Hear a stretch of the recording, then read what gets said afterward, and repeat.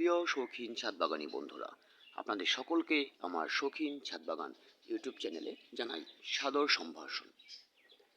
প্রিয় ছাদবাগানীগণ, আপনারা যে ভিডিওটি এখন দেখতে পাচ্ছেন, যে ড্রাগনের ফুলটি, এটি কিন্তু সেই ফুল যে ফুলটি আমি আপনাদের সাথে শেয়ার করেছিলাম অসময়ে সেপ্টেম্বর মাসের শেষে যে কুড়িটি এসেছিল, সেই কুড়িটি থেকে ফোটা।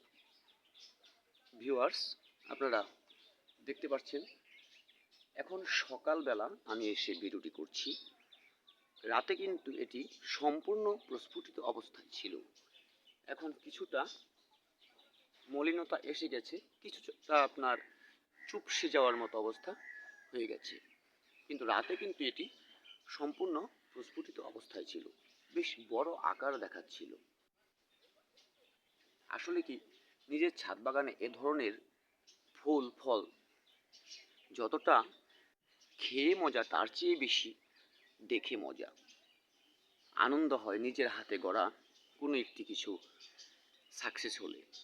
ভিউয়ার্স, এজন্য পর্যাপ্ত পরিশ্রম, পর্যাপ্ত যত্ন দরকার।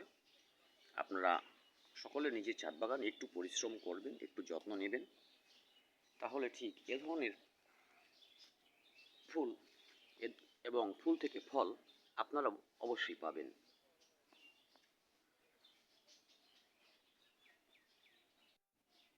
কতটা স্মুথ ভেতরটা দেখতে পাচ্ছেন। আসলে এর সৌন্দর্যটাই ভিন্ন।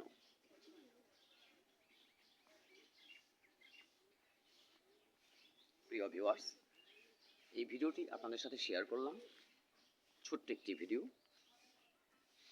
এই কারণ যখন এই ধরনের ফুল ফুটে আসে তখন কিন্তু এই গাছে প্রচুর পরিমাণে পিপিলিকা আক্রমণ করে। দেখতে পাচ্ছেন প্রচুর পিপিলিকা আক্রমণ করেছে। ভিউয়ার্স, এই পিপিলিকার হাত থেকে গাছকে রক্ষা করুন।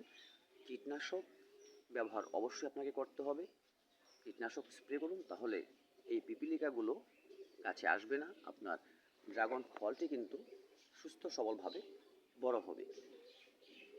আরেকটি কথা, যদি বৃষ্টির সিজন থাকে তাহলে অবশ্যই একবার ফাঙ্গিসাইড ব্যবহার করে দেবেন।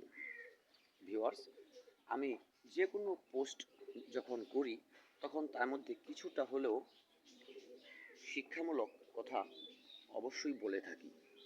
ভিউয়ার্স, তার মধ্যে অন্যতম হচ্ছে একটি, আপনারা যদি এই ড্রাগনের ফুলে হ্যান্ড পলিউশন করতে চান সেটা কিন্তু করে দিতে পারেন। হ্যান্ড পলিউশনের ভিডিও আপনারা অবশ্যই চ্যানেলে পেয়ে যাবেন। আর হ্যান্ড পলিউশন ছাড়াও যে হবে না তা নয়, তাও হবে, কিন্তু হ্যান্ড পলিউশন করলে ড্রাগনের সাইজটা অনেকটা বড় আকৃতির হয়। সুতরাং যদি আপনারা ইচ্ছে করেন সেটা করেও দিতে পারেন, না করলেও সমস্যা নেই। প্রিয় ভিউয়ার্স, সেই সাথে কীটনাশক চালিয়ে যাবেন।